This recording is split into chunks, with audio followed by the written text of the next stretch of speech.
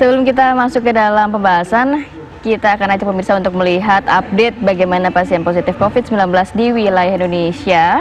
Sampai dengan kemarin, Arif Fadil, ini tercatat ada kenaikan 1.462 pasien positif. Ya. Ini menjadi 83.130 orang, dengan total yang sudah sembuh 41.834 orang. Suspeknya 46.493 akumulasi hingga hari kemarin ya, Jumat 17 Juli. Yang perlu juga kita sampaikan bahwa masih ada beberapa wilayah yang masih menjadi penyumbang kasus terbanyak. Ya. Dan kalau nggak salah kemarin dirilis oleh gugus tugas, Jawa Timur kembali di peringkat teratas ya. Tertinggi ya, Betul, ya. Tertinggi begitu. Dan salah satu kotanya adalah Surabaya. Surabaya, sesuai dengan diskusi kita pagi ini, kita ada sejumlah narasumber nih pagi ini nih. Saya ingin memperkenalkan narasumber saya dulu nih.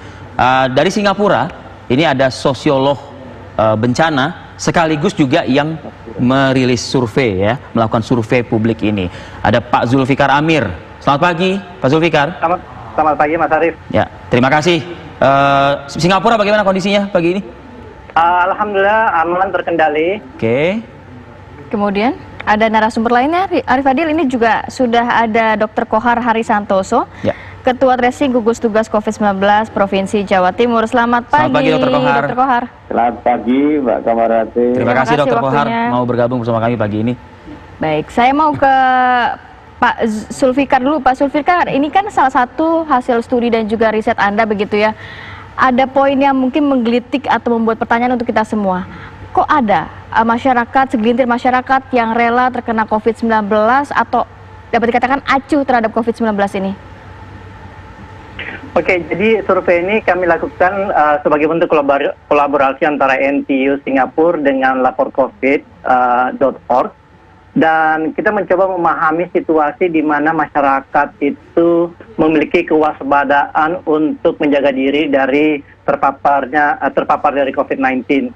Dan Surabaya sebagai salah satu epicentrum di Indonesia adalah kota yang di mana kita melakukan survei ini.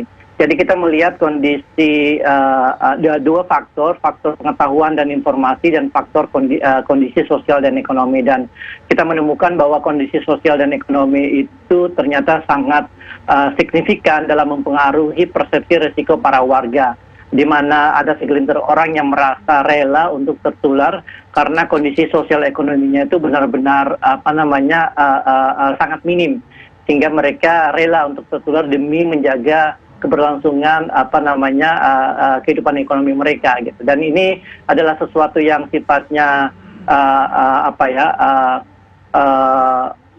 sesuatu yang sifatnya manusiawi, karena memang dalam situasi krisis seperti ini kondisi sosial ekonomi itu memiliki pengaruh yang sangat kuat dalam mendorong warga untuk tetap bertahan gitu. Pak Zulfikar, angkanya sih memang gini deh, saya nggak mau berasumsi dengan angka ya gitu ya. Yang jelas pokoknya 12, sekian itu rela, lalu ada di angka 4, sekian persen itu sangat rela, begitu ya, kurang lebih ya Pak Zulfikar ya.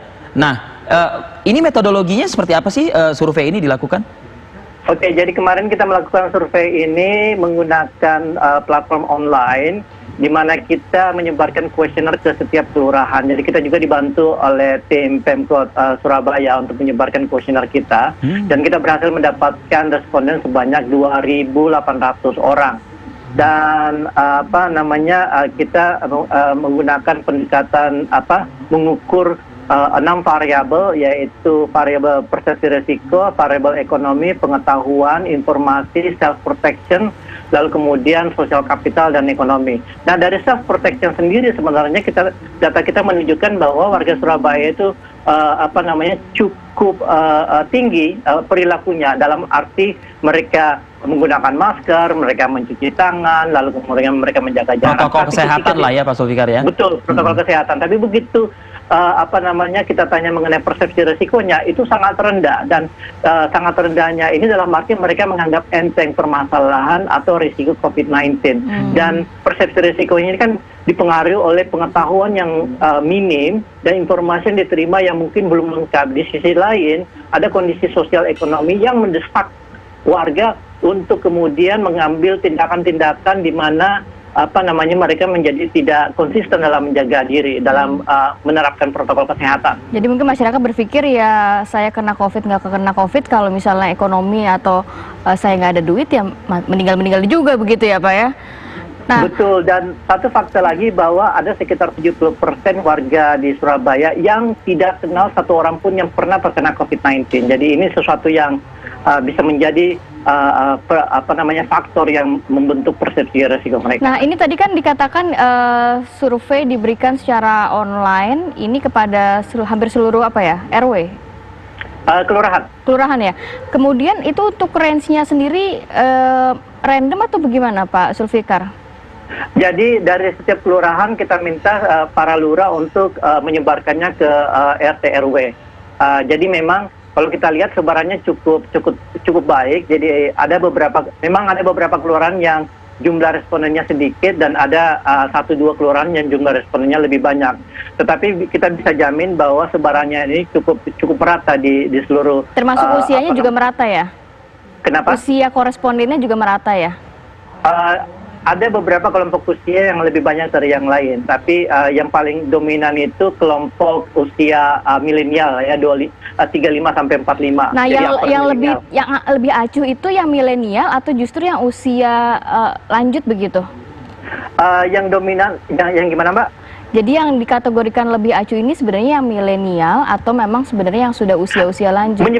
Menyebar juga, tetapi memang di kelompok yang paling lebih muda itu justru memiliki tingkat konfidensi atau tingkat kepercayaan diri untuk tidak terpapar itu lebih tinggi. Oh, justru lebih percaya diri tidak akan terpapar ya untuk usia muda. Betul.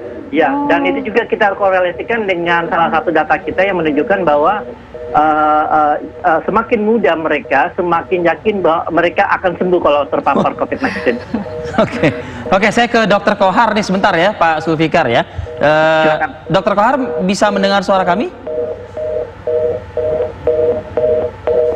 Oke, saya mendengar ada sambungan yang terputus sepertinya ya.